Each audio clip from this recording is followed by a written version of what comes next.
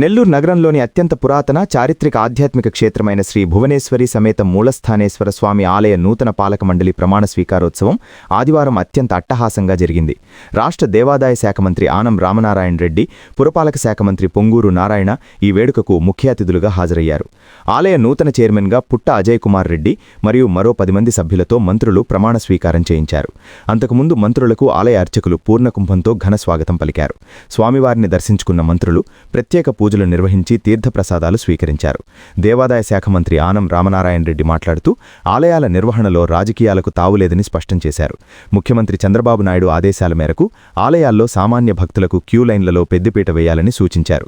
ఆలయాల్లో పూజా కైంకర్యాలు, ఉత్సవాలు పూర్తిగా ఆగమ పండితుల సలహాల మేరకే జరగాలని, సమిష్టి కృషితో ఆలయ ప్రతిష్టను పెంచాలని పాలక మండలికి దిశానిర్దేశం చేశారు.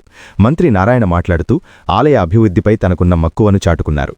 గతంలో తాను మంత్రిగా ఉన్నప్పుడే ఈ ఆలయ కోనేరు సుందరీకరణ కోసం 6.8 కోట్ల రూపాయలు కేటాయించిన విషయాన్ని గుర్తుచేశారు.